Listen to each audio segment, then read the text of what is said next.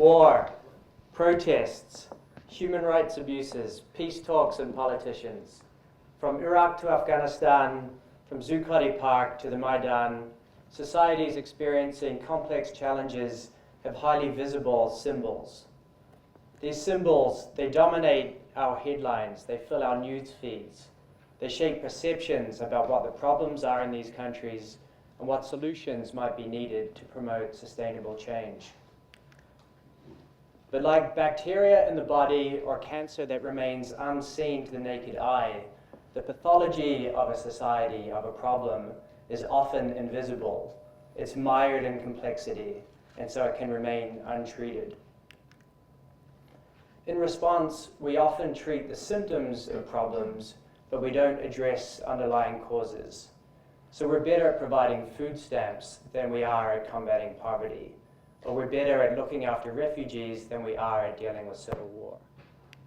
One of the problems with this tendency to focus on symptoms rather than underlying causes is that we can inadvertently sustain or even make worse the underlying pathology.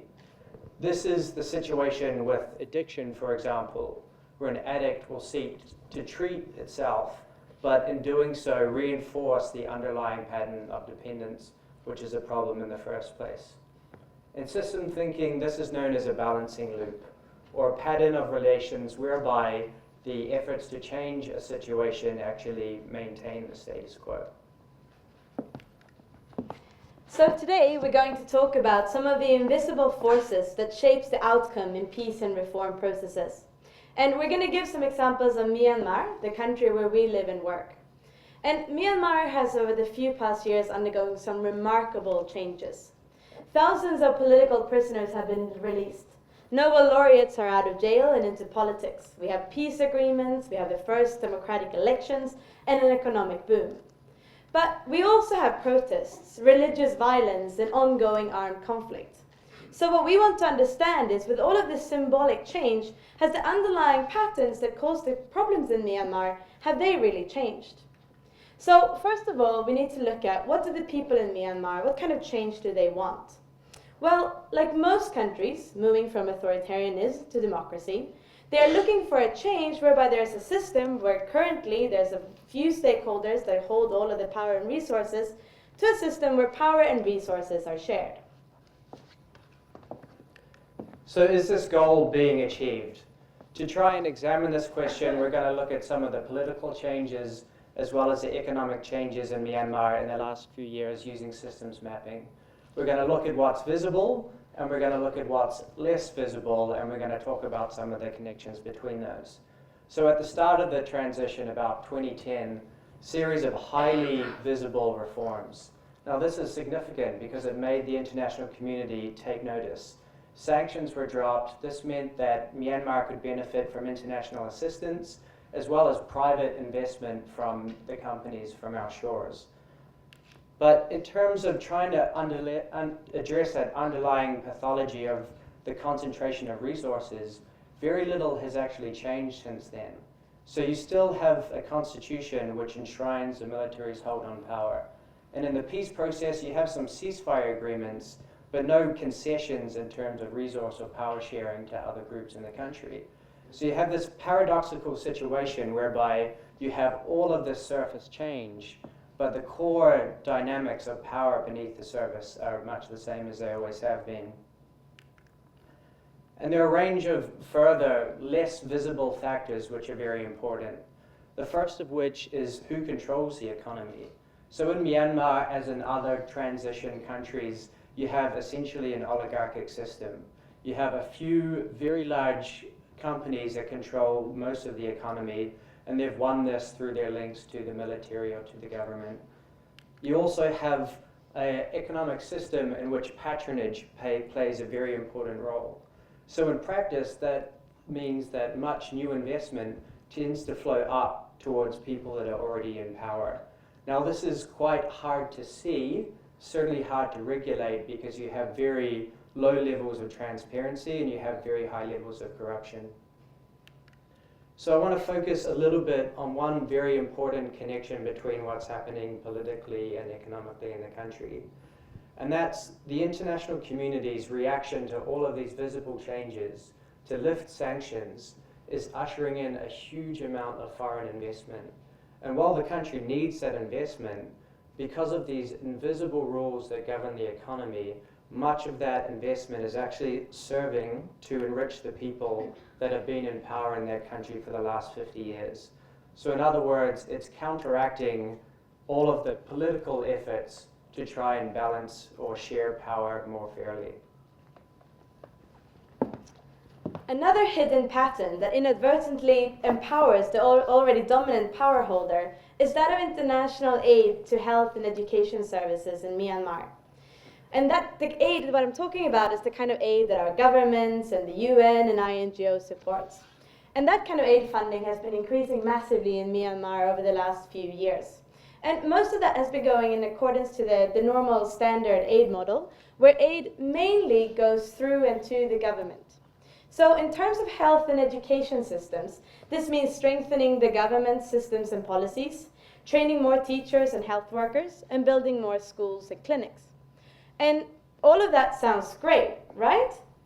Well, unfortunately not, or at least not if we're talking in terms of resource and power sharing.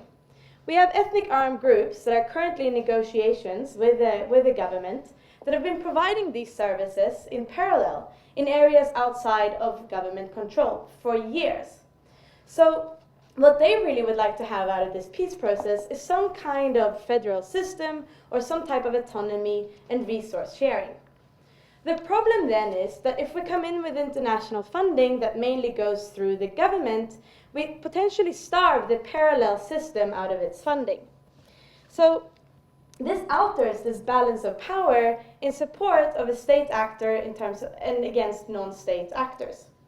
So it creates a balancing loop whereby the international aid both supports through the civil society and ethnic and democratic forces, but also through its supports to government undermines the sharing of power and resources.